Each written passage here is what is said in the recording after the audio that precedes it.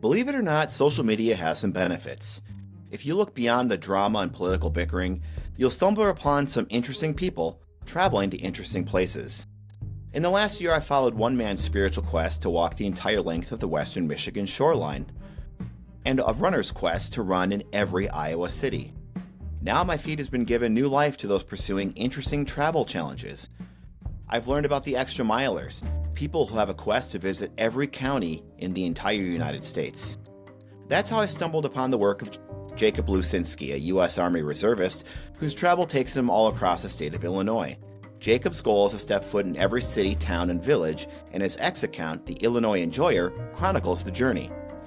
Recently, we talked about what it's like to visit these towns, and his love of architecture and history, and the mom and pop businesses that fill these towns. He has an affinity for coffee shops and Chicago dog stands, and we talk about some of his favorites. So come along as we explore the land of Lincoln with the Illinois Enjoyer. Jake, thanks so much for joining the Jaunt podcast. It's really great to have you here. I'm really excited for this conversation. Hey, great to be on. Never really done anything like this, so I'm pretty excited to kind of get into it. Awesome. Well, Jake, I found you on Twitter. The Illinois Enjoyer is the handle, and what got me was that you started to share your ultimate goal of, I believe, visiting every town in Illinois, and we'll get into that. But you posted galleries of really beautiful photos. So I'd love to kind of know a little bit more about you, how you came to create the Illinois Enjoyer, and let's kick it off there. Yeah, so I'm Jacob Lusinski, handle Illinois Enjoyer, because I like to enjoy Illinois. The project is to visit every village, city, and town in Illinois. Those are like the three basic municipal units. And I started with it about 2 years ago, just a tad less. I'm about 20% done, so I'm shooting at 10% a year. I found myself just driving through central and southern Illinois a lot. And, I travel slow. I like to see kind of what's around. And I'm just stopping in all these small towns that I really enjoyed. I found very interesting. And I thought, well, I should probably make a project out of this if I'm going to keep doing it. The rest is history. I organize trips around it. It largely works with my work as well. So I've been banging them out. Usually, like I said, I shoot for about 10 a month if I can. It's usually in stretches of a few days, right? So it's usually like I get one good day of travel and I'm hitting a lot, and then I kind of go back into it. But that's the project. Hopefully I actually complete it. I'm sitting at about 270 out of 1,299. And so what do you do for work that gives you the kind of flexibility? Like, what's your professional background, and then how do you bridge work and the travel pursuits on the side? So my work is kind of interesting, and it does dovetail into it. I don't talk a lot about it on social media just because of the nature of it, but I'm a U.S. Army Reserve officer, and I work very closely with the 88th Readiness Division's Funeral Honor Program. So I go and perform military funerals, and it's not just at military cemeteries or national cemeteries, but I go all over the state to perform them. They'll send me as far south as Missouri and as far north as Green Bay, and usually not in Indiana, but potentially towards Iowa. So I find myself driving constantly and in interesting places. And I thought, well, if I'm going to do all this traveling, I don't want to, I would like to do something productive with it on top of the work. So it really dovetails quite nicely. If I was doing anything else, it wouldn't work quite as well. Or anything that wasn't travel oriented. Now that being said, that's not all my travel is related to that. In fact, I tend to go to the same places more often than not, with some exceptions. So as the project goes further and further, it's going to be a little bit more like trip oriented, right? So I'm going to have to decide, and I do this somewhat frequently, at least quarterly. I'll plan a trip and be like, okay, these are the towns I'm going to hit, and then just do it just for the sake of. Mhm. Well, thank you for your service, man. That's definitely one of the more important aspects of military duty is paying homage to those who have lost their life, whether they're veterans or they are long out of the service or in the service now. So I really appreciate your service to our nation, especially from a long line of family members who have been in the military as well. Um, but I also can imagine you're traveling lonely roads and back roads to go to some of these cemeteries, small and large, across the Midwest. So super interesting that you've started to gain appreciation for these places. Is that where this idea sort of got seeded when you were driving one of these long stretches of roads and you kind of thought, what can I do? Or how did the idea get planted in your head to tackle this? Um, the idea got planted actually. So I've always loved the state, right? Technically born in Indiana. I don't like to talk about that, but Oh boy. uh, yeah, born in Hoosier, but immediately went right back over the border. We lived in Lansing. I was born in Munster, and then moved to a rural community, Grant Park, kind of in the satellite of Chicagoland area. So it's a tiny rural town, but close to Chicago. Then I went to ISU for college, and now I live in Wheaton. But I've always been in Illinois. I've always loved it. Uh, and so kind of when I decided, oh, I'm going to stick around, I was like, oh, I should, like I said, I was traveling. It wasn't for the funeral work, because when I started it, that happened almost a little later. I lived in Missouri just for a tiny stretch of time, 6 months or so. Uh, and I would travel back home somewhat frequently to Northern Illinois. And so I was really driving down I-55 and I-57. It's a 6-hour drive. It really beats you up. And so I just take these back roads. And I remember, I'm trying to think of the town. I think it's Savannah, Illinois, I believe. I'm pretty sure it had, I don't know if you're familiar with the Muffler Men, right? Popular Route 66. Hmm. There's one of them holding a hot dog there. And I don't know why that's what got me, but I thought, oh, this is fun, right? I don't want to travel any other way. And so I usually don't if I'm in the bounds of the state. And so the challenge is kind of planted, and then you kind of have to make this decision, the taxonomy here that you're going to use, or sort of like the category of town. So you've used a really specific rubric, and can you explain kind of that rubric of how you chose that, and then how many towns total there are that are on your on the list of those to tackle? Yeah. First, I'd like to make a correction. It is Atlanta, not Savannah. Savannah is on Mississippi.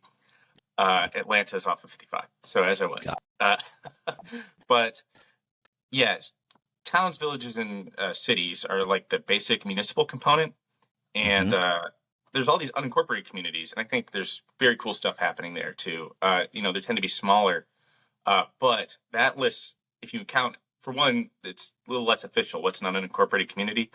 So if I wanted to do that, it would double the list, and a lot of those places, the population is, you know, it's usually sub 100, and those, I think, those are interesting locations. But say if I go, I believe Florence, Illinois is the smallest done. It's like population 17, right? Those, it's interesting to see. You gain some insight. And like I said, I'm from a small community, generally, Grant Mhm. Park, but not that small. It's pretty much impossible to go to those places without trespassing on Yep. someone's property. And I'm not very interested in doing that all that often. So I didn't want, I think the standard municipalities kind of give me the most leeway. There's interesting things, but I'm not stuck trespassing. It felt achievable over the course of a lifetime. hmm Lord knows how long this is going to take for me to complete, but it felt reasonable. And yeah, it does get a little silly, especially in Cook County, honestly. Like there's places like Gulf, Illinois that are, uh, third of a square mile, not even, and just residential. And it's like, no disrespect to anyone who lives there, but there's all these super tiny municipalities in Cook County that you don't get the same insight you get when you visit other ones. But I couldn't think of a better metric than towns, villages, and cities. So that's where we're at. And then what's the total number you're aiming for here? It's 12.99. And you're at So what are you at right now? I'm at 270. So, Okay. like I said, I'm shooting for about 10% a year. That's the goal. Got it. And Uh, do you know anyone else that's doing this in any other state, or have you run into anyone on Twitter or social media that's kind of tackling a similar project? not the same style. I'm trying to think. There's definitely people who are really dedicated to these things, and to photography of them. I'm thinking like the Rural Indexing Project is one. Um, uh, and there's definitely people with a lot of love for their localities, but I've never seen anyone do it quite this way. I think I've seen people do counties, which is Mhm. or projects like that that are a bit more achievable. I've never seen anyone go for anything as big as I have. But they're able to achieve theirs. I don't know if I'll get to mine. Like I said, I'm hanging around 20%. So Yeah, there is a group I just discovered, and now I'm gonna blank on their name, but they're basically there's a few hundred of them, either 500 or 600 of them that are their goal is to visit every county in the United States. And there's a small percentage of people who are able to do that, and it's just like I was blown away when I started doing research on this, and I'm hoping to do a future podcast and issue on that topic. And then, so how do you go about researching and plotting out your trips? So, say you've got a set amount of 10% each year. How are you mapping that out like each month or each week, and kind of what does the like, logistical side of this look like in terms of planning? Like, are you using tools to aggregate this and start to plot your way? Or are you how thorough are you being with this with the travel planning? I have to be pretty darn thorough. I keep an Excel sheet. You can kind of see it right here. I've got a map with a bunch of pins in it. Um, Hmm. uh, and but I typically orient it around stretches of state highway. Hmm. That's just a logistically reasonable thing to do. I think it's an annoying way to travel, honestly. If I had my way, it'd be all scattered all over the place every time. But Yeah. I'd never complete the project if I did it that way. So if I'm going for a drive, whether it's work oriented or it's just a trip I planned, I'll usually, if it's a trip I planned, I'll fixate around a singular area I'd like to go. Um, Say Danville, I just went to for the first time, and Hmm. then I'll pick a stretch of state highway that I think is achievable, and I'll hit pretty much every town down it. And then the careful thing I have to do is make sure that I don't miss any municipalities that are off the state highway, right? That is trickier than it sounds. Very few municipalities kind of can survive without having a state highway run through them, but a few do, and it's difficult. It takes a bit of research and double checking to make sure they're actually a village, town, or city, and not an unincorporated area or a census designated place. Or there's a population density map I found online that actually has every municipality mapped out. The only thing is they sometimes have census designated places, and Hmm. I visited like probably 10 of those on accident. But oh no, right? I've accidentally visited another portion of the state that I love, so it's no love lost when that happens. And what do you, when you go through a place, there's sort of this formal checking it off. You visited it, you stepped foot in it. Is there a tradition or something you have to do once you get there? Do you have to get out of your car? Do you have to step in there, touch something? Like, what's sort of like your ritual, like once you get to this place that achieves the goal? So the outline I've set out for myself technically is just setting foot in, and then I take a picture there. So I do have a big photo. I need to reorganize it. That's the least organized portion is my photos of myself. Honestly, just the photos I take when I'm there are more organized than the ones of myself. I really need to fix those. But uh, and that's it. Now I do my very best to do everything I can in those areas. But like I said, there's municipalities where you pretty much have to trespass to be anywhere. And sometimes I'm a tourist functionally, right? This is the land I love. I consider Mhm. myself very at home here, but I need to be respecting other people's property and space, and not be weird about it. So some places are very touch and go, especially population sub 100. Yeah. Uh, but I do my very best to, you know, local businesses, coffee in particular. I keep a list of all the places I find interesting, and I've been to almost 200 coffee shops at this point, I think. Uh, Whoa. yeah, very You caffeinated. know, if you I'd love to promote. Well, maybe you don't want to share that, but if you do, I have a mapping tool that I use to kind of create curated lists of really interesting places. And my goal with the project here is on my side is to, when I talk to somebody, kind of get an idea of where they've been and kind of plot that on a map and share it with the world. If that's something you'd be interested in, like sharing with me, I'd love to kind of like plot. I love plotting interesting aggregated maps of stuff like coffee shops or diners or bars or whatever. So if Mhm. that's of interest to you, let me know because I'd love to include that. Or yeah. I'm very interested. Now, I'm a novice with any sort of map programming. I'm a Google Maps devotee. Uh, so on the technical end, I've got a lot of learning to do. But on the data, I've just got a lot of data from traveling. Um, so I'm very interested in that. Yeah. Uh, one project I have with that sort of thing is I'm trying to map out the kind of sphere of influence of the Chicago hot dog, uh, and see where does it stop being a thing. Uh, so I've got like over I think like 130 hot dog spots mapped, and then probably like 20 places that don't serve Chicago style hot dogs, so I can run that contrast. Uh, the line is kind of, as I found it, like right around Dubuque on the Iowa, right? I got a Chicago hot dog in Dubuque, Iowa, and it was technically Chicago style, but it had like the cuts of onion were like half circles, and there was a big slice of tomato, and the relish was dill pickle chips. Wow. So it gets a little distorted the further you go. But anyways, I love plotting that kind of stuff. So I'd love to get involved in whatever you got going with that. Yeah, let me send me whatever data you have because I use a tool and I'm happy to share the tool with you. It's called Pam Pam. They actually make taking data and dumping it into their system and it plots it on a map pretty nicely. But I might be able to like create like a coffee or hot dog map. What are you, what are your standards on a Chicago? I grew up in Wisconsin, so I appreciate it. I appreciate a Chicago dog. Does it have to have a Vienna beef sign? Like what's the rule? A certain mustard, the green, what's the rule?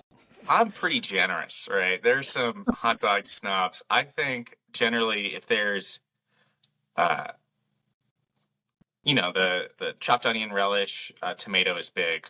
Uh Celery salt's optional. Really, if there's an attempt, I have it in the like the notes on the locations if it's like a substandard talk.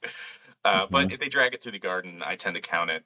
The other thing is like I don't try and coax anyone into making me a Chicago dog, right? Like I Mhm. say a hot dog, everything on it, or if it says on the menu Chicago dog, I'll say that. But I'm not like, hey, can you make one?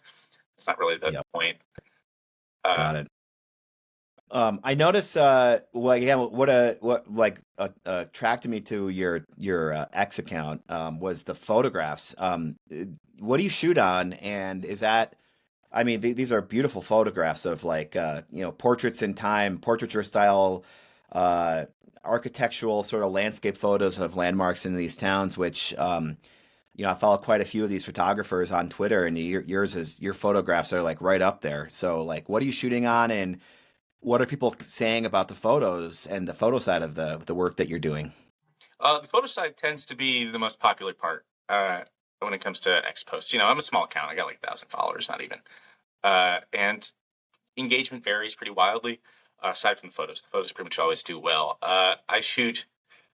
So I have a digital camera that's right here.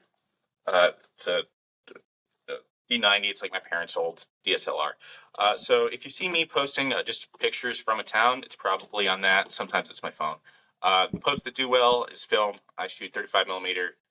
I got a few cameras. I'll usually post what it's on. My Canon AE1 is the daily. It's like a nice beginner camera. It's got a great Hmm. internal light meter.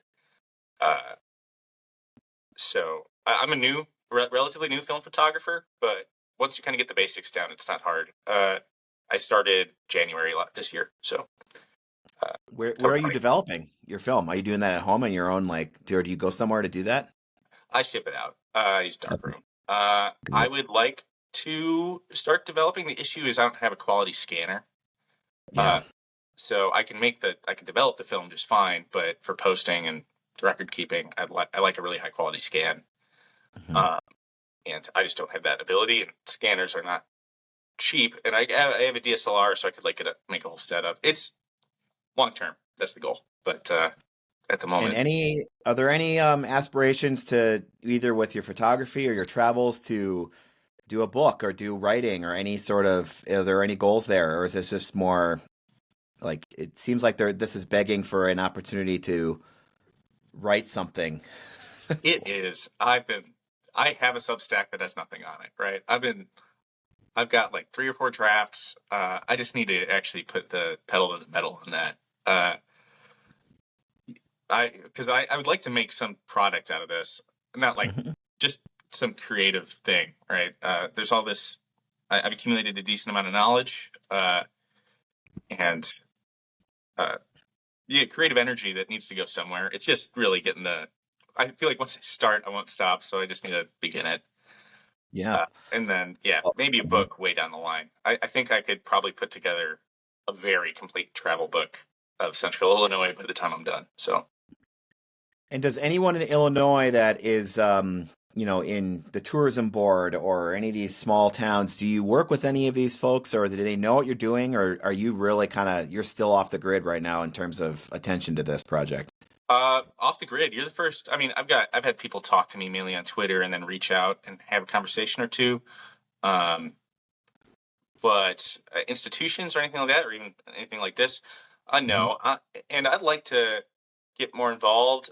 I do think I'd like to hit, I don't know, say 400 or something, right? I still feel like I'm early enough in the project that I don't, I can't speak as well as I'd like to about it, right? Once I get, halfway, I feel like I Hmm. could be a pretty strong authority on a lot of the stuff, but still sub 300. I need to get my numbers up. So when you're going through some of these places, you start to kind of get a feel for a place through the town and the people that are there. Kind of curious if you could take me through your experience with like the people you've met, or what it's like. Kind of, do you start to notice interesting regional differences in these towns, or similarities, I should say, like that make these towns uniquely Illinois? I mean, every region might have its own little thing. I've seen you capture photos of neon, of bar signs, of like barbershops and civic buildings, and I'm just kind of curious. Like, take me into what that's like and how you see it through your eyes and how you translate that through your photos. Mhm. Um, so there are regional differences. They're very subtle within Illinois, I'd say. At least if you're not like in the driftless region in the Northwest, those are very unique. They barely feel like they're Illinois because of the hills. But once it Mhm. gets kind of flat and rural, say South of I-80, you're not like in the Wisconsin or Chicago sphere of influence. The differences are subtle, but they're there. Especially the further south you get. My experience with true Southern Illinois is pretty minimal, like south of St. Louis. Mhm. Uh, that's not where the bulk of my numbers are, but I got a good deal of like central Illinois covered. Um, you get a lot of, and my favorite thing about them is usually these kind of classic downtowns. It's single street where the state highway runs through. Just beautiful bones on a lot of these buildings. They're almost always late 1800s, early 1900s, and they're just gorgeous. And the regions, like there's a regional difference in prosperity, I'd say, where some regions are much better off than others, uh, and their downtowns are much more full. I think like LaSalle County has a lot of these. Their old downtowns are have pretty high or pretty low rates of vacancy. Mhm. Uh, and so, but the further south you get, depending on the region, it kind of becomes more and more vacant in a lot of those areas. So that's one of the ways you could tell. Unfortunately, I try to stay pretty far away from like poverty tourism. Um, some of these towns are much better off than others. They totally run the gamut. Um, Yeah. and sometimes it's hard to tell exactly how well they're doing just by a short visit. Uh, but like Cairo, you see a lot of photos there, and I think there's a right way to do that. But sometimes it just feels like, oh, look at this ghost town, and it's almost gawky, and I don't like that very much. Uh, as far as people go, people have almost always been friendly. Every now and then, you walk around with a camera in a small town, people like you get some weird looks. So I do my best to kind of conceal it if I can. Uh, but like go stop in coffee shops, diners. People are always friendly. I was just in Marseille's. Uh, how they say it there. I'm pretty sure, even though it's a pretty bad butchery. I think I just pictured the place. It's like the Illinois Illinois Lounge, Illini Lounge, as it was on their main street, and went there Yep. immediately, talking to like the roads commissioner there, telling me about the roads and the political situation. So people are always friendly. I think I'll end that. And yeah, I mean, you touch on something there. There's definitely, and I strongly dislike the poverty sort of tourism, but I think there's an important dialogue there to have. I've noticed it when I've traveled. I live in Denver now. I've seen it in like Kansas, the Dakotas, Minnesota, even. There is this unique story of migration out of these places and I think it's a story of agriculture and people that maybe don't want to pick up the roots and continue the path that their families went on. But I think interestingly enough, I've been following a lot of stories of people who've left their homes and then they've decided to come back and they said, that they don't want to live in a big city. They want to invest in the town that they left and come back and pick up and start something new. There's a town in Kansas, Humboldt, Kansas is a good example of this. They were just featured in the New York Times like best places in America to travel to. It's like a young couple that I knew in San Francisco that moved back and built like a saloon and an arts collective and all this cool stuff. I love those stories. So I'm curious, are you seeing younger people moving back to these towns and like what's your experience with that? I can't speak to it demographically, right? Like any sort of analysis of the numbers, but some of the towns definitely have businesses that are appealing to younger people, and yeah, some do really well in that sort of thing. I think there's a ton of potential. I'm not like an urbanist in terms of like my subject expertise, right? Like, but I see these downtowns, right, and they are often being revitalized. People are, I think, moving back into them. I'm seeing a lot of new businesses in them. Like the bones are there. It's just a sustainable way to run a business as opposed to on a weird commercial street outside a lot of these towns that don't seem to be able to support it. Hmm. So I am seeing a lot of downtown revitalization in these smaller communities, which is thrilling.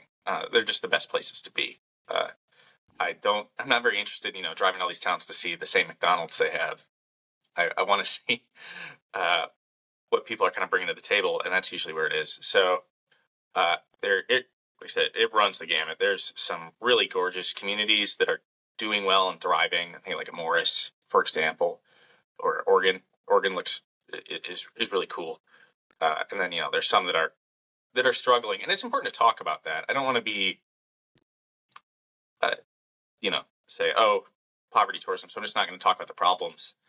Uh, it is real, and population decline in a lot of those communities is devastating. But it's all about doing so carefully, and I do my best to do so. Yeah. What's your favorite town that you've been into? You touched on a few, but is there one that stands out and then why? Why is that? Oh. Uh, Not to pick favorites. yeah, yeah. Well, so I am an ISU alum. I really love Bloomington Normal so much. Uh, that's unfair. That's um, but I do think it's a great town. I mean, they're two, right? Two different municipalities in central Illinois. But they both excellent downtown, totally filled. Normal's got an uptown, best coffee in the state, or from the coffee I smoke right now. Love that place. I do really like Morris, Illinois. Let me look at a map right here. Uh, but yeah, that they have a really good downtown, Morris. Savannah's cool. It's one of the more interesting ones. The Mississippi River stuff is kind of they're different. And then I don't want to be like an Illinois normie, but Galena is awesome. Uh, Yeah. I know it's touristy, uh, but you just can't get past it. It's a great town. Yeah, I grew up in southern Wisconsin, and one of my favorite road trips was driving over to Monroe, and then either take Highway 11 down to Hazel Green and then kind of meander my way to Galena, and then I'd come home on the Stagecoach Trail, and I would drive through some of the small towns, like I think Warren, Illinois, and I just felt like it just is so neat up there. Like it looks like there's a spine of the road there, the Stagecoach Trail, where you look like you're on top of the earth, and like you Hmm. see everything below you, and it's like, it's not flat here. It's so beautiful, and like these towns are awesome. Like some of them have a Casey's, and but then they all have just like the sort of down home charm that I just love. And Galena is, I'm a Civil War buff, so that is like, does not feel like a city that belongs in the Midwest. It looks like something you see in Virginia. Um, I love it up there. Yeah, it is a shame that one of my favorite cities does have a distinctly non-Illinois feel to it.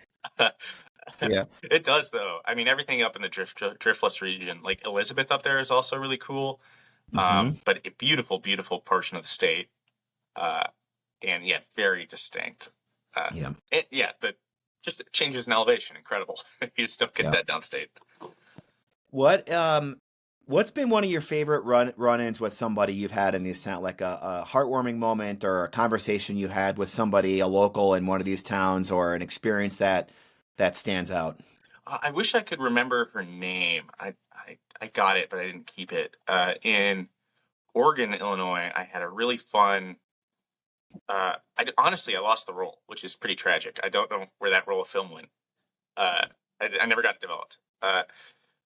But we they had this monument. Oh my god, I'm blanking on it. Uh, uh, it's gonna kill me. I'm looking it up right now. It's by Laredo Taft. It's the Black Hawk statue. Duh. Uh, Yeah. Yeah. but yeah, it's a beautiful statue, and I'm new to photography at this point, uh, and I run into another photographer, a film photographer out there taking photos of it, and they give me all Hmm. these pointers, and it was really heartwarming, cool kind of thing. Just like, oh, cool, we're two hobbyists getting together, just kind of out there. Aside from that, most of like meeting people, it's in diners, right? So just like a good conversation with someone around. Also, due to my work, I meet a lot of old VFW guys, old American Legion, and they've always Hmm. got some really cool stories and recommendations. When I